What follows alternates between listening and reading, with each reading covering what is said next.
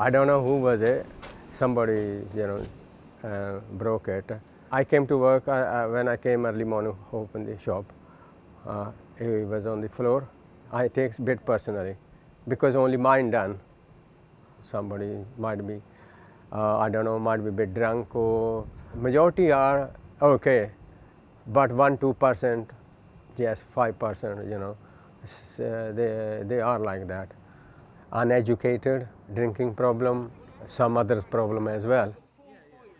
The kids have grown up, but the problem, one more problem is, one lot gone, the other lot come back.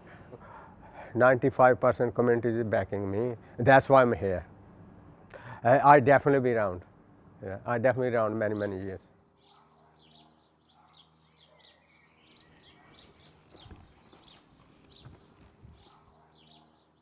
So I'm gonna take a walk down as it's a nice day, go see my mate Ali fishing.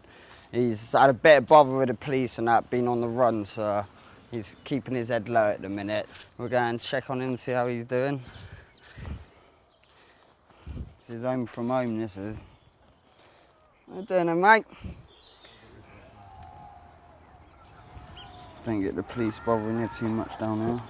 It's just quiet, isn't it? It's out of the way. I like catching fish, obviously. I have a photograph, weigh them and put them back. You put them back? Yeah. How come? Just so I could catch them again. £36. It's my biggest fish, basically, that I've caught so far, anyway. It's making a joint down here when you're fishing, it ain't like you're in the town centre, smoking it around those little kids, is it, and stuff like that, so. All the kid knows if it's walking along that road is that bush stinks. That's all it'll think, innit? Fucking hell, mummy, that bush stinks. Yeah. Of course it does. Tell us the story about the scar on your head. Oh, well, obviously I bottled myself and that, you know what I mean? This is what you do, innit? You know what I mean? Just on a casual day and that. Nah, basically some boys started on me. They come out of the pub starting on me because I had an argument with my missus. And I basically pulled out a bottle of vodka and I just hit myself with it, basically, obviously saying, like, I'm not scared, innit? But obviously it done me more damage than they would have done me anyway. Went a bit far. This is fucking lovely, mate. Paradise.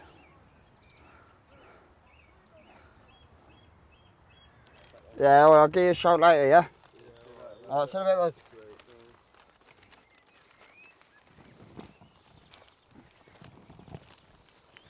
You wouldn't expect to find this down behind our council estate, you know what I mean? Like, obviously, we all dream of living in nice houses like this, but in reality, it ain't gonna happen, is it? You know what I mean? Like, we can only dream and hope.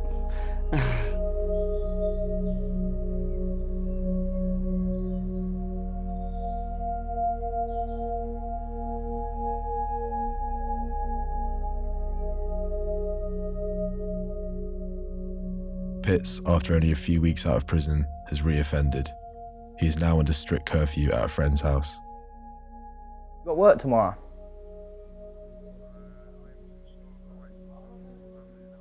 Yeah, because I don't know if we're just getting on it or whatever, having a drink and that, so also if you ain't got work, come have a drink with us. Trying to stay out of trouble, and it's nothing like what it was before I went in. The sad thing, just having a drink with my mates, that was probably the only good thing to look forward to.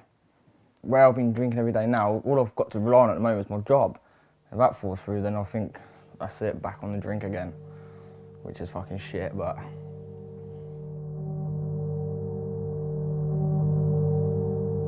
I don't think going to jail is a bad thing or makes someone a bad person. So obviously if you do something wrong, you've got to pay the price for it. Some people can't handle it. You've got like special wings for faggots basically that can't handle it. And I always say, well, if you can't handle it, don't do crime then. There's nothing here to do except from drink. And I don't think they're ever going to change that. And until they do, I think that's what everyone's going to do. To carry on drinking and causing trouble, I think. If I had a kid, I'd make sure he brought up well and I'd just tell him to keep his head down at school. Obviously, he's going to drink and all that, but try and get him to keep it reasonable. So I wouldn't want my kid going through what I went through, or jail, and it is a waste of life.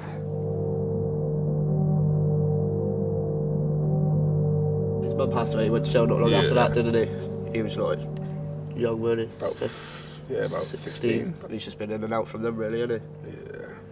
What I last went to prison for, I'd done the crime about 2.5 years before I actually got sent to jail. It was just an ABH, just in a club, I bottled someone. So I was on bail for about 6 months, 7 months. And then when I got to court, my girlfriend was pregnant, so I went not guilty. And they can just ring you up any day and be like, you're in court tomorrow. Yeah, and in the end I got to court, my trial started. On my first day of my trial, I went guilty. And there's like, why have you gone not guilty all this time? And then at the last minute, pleaded guilty. I was told her straight, I was like, because I wanted to see my daughter be born, innit? Do you learn? I didn't learn anyway, I didn't need to learn, I already knew. Do you know what I mean? I'm not stupid, I know when I'm doing things wrong. Coopz especially is someone who's like, if you leave him alone. Yeah, if you leave him alone for a few days, he'll be in jail. Anger problems and stuff, like. You'll see him just walking the streets looking for trouble, do you know what I mean? Trying to go to jail. Without sufficient evidence for the police to convict him, Coopz has been rebailed. I come out of jail and I was chilling with them lot, I didn't do nothing. I leave these, I get into trouble. When they come and raid at my house with semi-automatic guns, they're saying because I'm a risk to the police and the public and all that, and I've got a history of knives, they had to do that. So do you think you are a risk to the public? Nah, not that much. You try and look after them and that, do you know what I mean? Like, you try, but a lot of them are like beyond help. Back outside the shop, Coopz let slip that him and Gemma have had a falling out. What's the matter with you? Yeah, 2 hours later, I kicked off.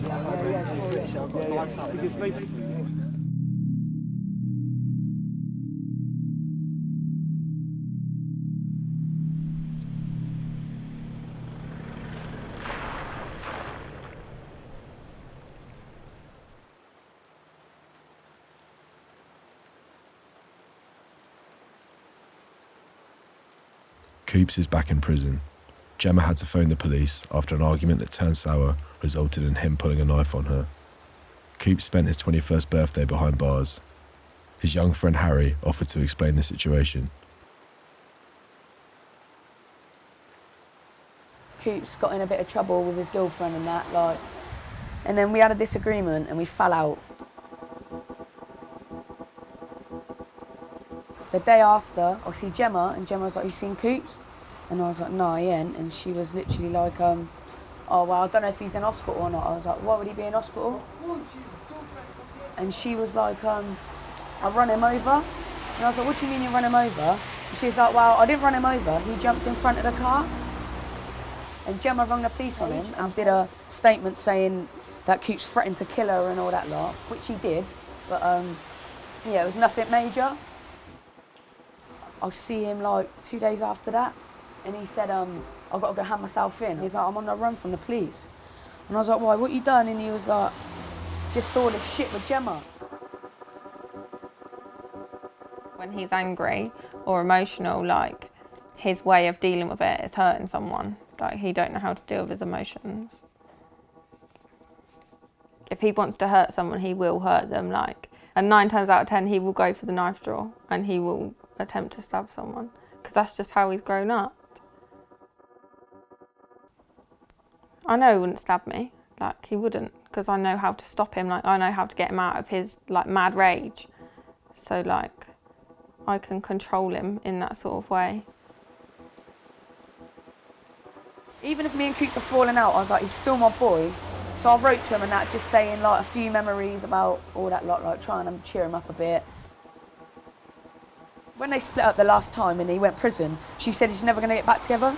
But she said to me, like, seeing him behind bars makes me love him more.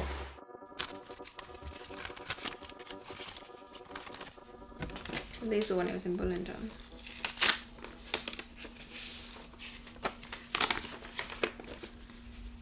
They might have taken me away from you, but it's not for long. I'll be back soon. They can't keep me away from you. I hope we can sort things out between us. Just like give me a chance and I won't fuck it all up. And then he just goes on to say that he loves me.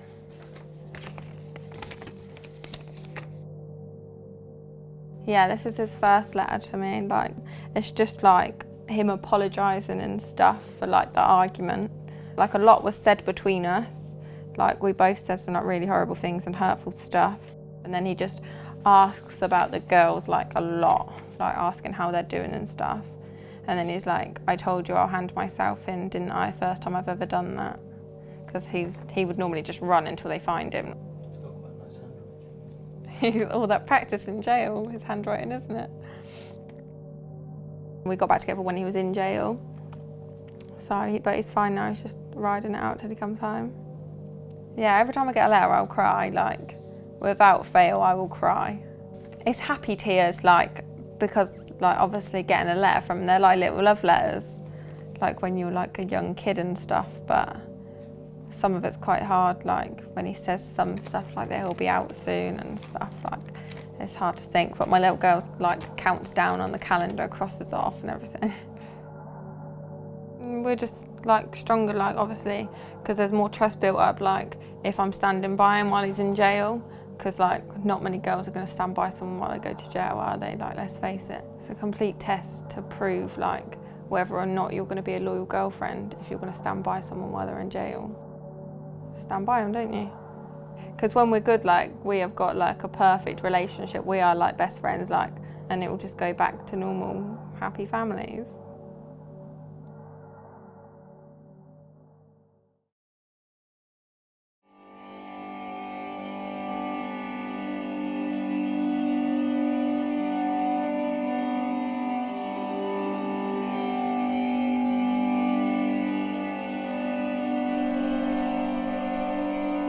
The police investigation against Coopz has been dropped, and after 3 months of adult prison for the incident with Gemma, he's been released.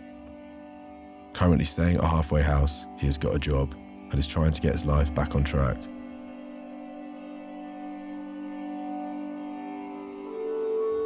Coopz and Gemma are still together.